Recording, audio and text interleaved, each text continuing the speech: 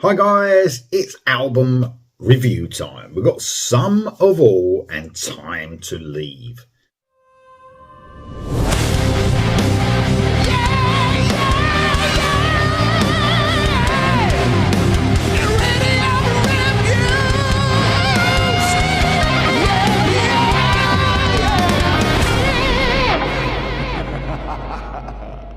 So Sum of All are a Swedish melodic hard rock band. This album is being produced and released independently. It's coming out on May the 23rd this year. 10 tracks. So I heard about this band. Well, I've been covering them probably since the beginning, when they first brought their first singles out. 4 singles, I believe, or might be 5, I've covered on this channel. And I think it goes back over a year ago when, just doing reactions to their songs, and man, just blown away instantly by their songs. And at last the album's here. Now this is the perfect time to bring up a silly comment that was left under one of my videos the other day. I can't help it. I do take things too seriously and probably take it to heart, but someone under my April 2025 best of April 2025 albums put that there's been no good releases since 1991. There's nothing anymore that's worth any note. That's it, man. That is one of the most stupid comments I've ever heard in my life. What a ridiculous comment. This, as you guys know, watch this channel, there's so much good music, and here again we have a perfect example of great music that's being released today from new bands that deserve to be supported by all of us wherever we can, because the music industry is so hard. This band are trying to produce this album that's independent, and it's a massive sounding album, and it's an album that deserves to be heard by every rock and metal fan, and they would love it. But we've got to give support to these new bands. So that person can fuck right off as far as I'm concerned.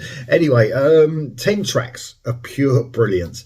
Just reading a little bit about this band. I read it on one of the sites that I look at, as far as a little promo part.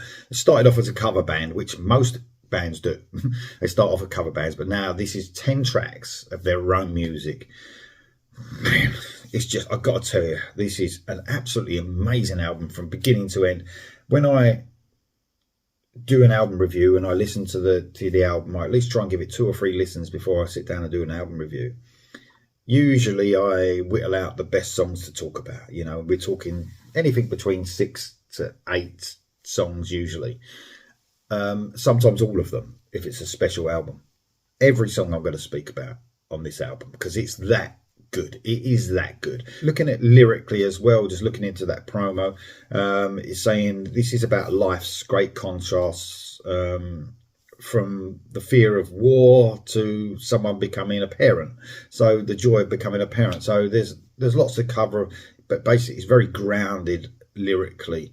So what do they sound like? Well, they take influences from, and named again by the band, Gary Moore, Queensryche, Europe, Eclipse and Heat. So really some really interesting mixes there. And I would totally agree with some of that. I can't hear, a song and think that sounds exactly like Eclipse, or that song sounds exactly like Gary Moore or Queensryche. But what I can hear with any band, is you can hear there's influences coming through, and who knows, this band might have been covering songs from all those bands, and that's probably where their influence comes from. But you can hear little injections of it. And all those bands, by the way, and artists I love. So that's never a bad thing if they can inject any of that into their music, and they do. But the best thing about it, if you look at those bands they are inspired by, there's some real classic stuff like Gary Moore and Queensryche, in Europe, and there's those modern bands that we all love as well, which is Eclipse and Heat. And they do a great balance of that. And to say the truth, that's what mainly catches my ear in music these days anyway. Not someone who's gonna give us nostalgia bait for 10 tracks and just like hook us in with things that just because we remember the 80s. It is about injecting a modern touch to it to keep it fresh, and man, they just pull it off brilliantly. So In the band is Borge Lindstrom on the vocals. This guy's a brilliant vocalist. He can turn it on aggressively sometimes, but he's got so much melody and soul in his vocals, a perfect tone. And man, and since the beginning of doing these reactions and hearing this band, I was always blown away by the vocals in this band, and man, amazing vocals. You've got Jonas Tolman on the guitar and Christian Johansson on the guitar. This is a real guitar heavy album. Depending on what song it is, there's a couple of ballads on here as well, but the guitars are the focal point, you know what I mean? It's not keyboard heavy. There are some keys on here, and I don't even know who's doing the keys, because on the site that I visited to find out who's in the band, it doesn't even mention keys, so I'm not really sure who's doing the keyboards. But keyboards are a really important part of this song.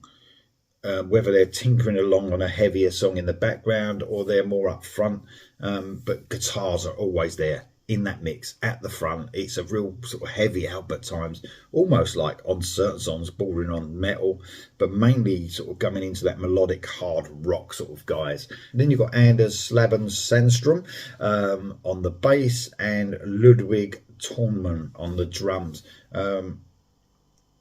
This band are really talented. They are really talented. This is expertly written album and expertly performed. The drummer and the bass, well, they sometimes get forgotten in music, don't they? But they play a really important part in this band. It's quite a stomping album at times. And the whole band sounds so tight. It's an amazing release, and they should really be proud of themselves, especially when you're trying to make it in the cover world, and then you want to get your own songs heard. I was in a band for quite a few years when I was younger, and I always enjoyed playing our own songs more than I did the cover songs. Although sometimes the cover songs go down better because people know them, and it becomes a bit frustrating. But when you produce your own music, that is what it's all about, and it makes you proud of being in a band, and they should be proud of every single song they've written for this album. Okay, time to get on to the songs themselves. So we start off the album with Sitting Ducks. Straight out of the gate, the band hits hard with like a rumbling bass line, sort of guiding you through a really cool first verse. And that crunch of the guitars coming is such an important part of this band. It's a great mix on this album as well, and it really highlights the guitar crunch. A huge arena-filling chorus that hits so hard and immediate. It's just brilliant.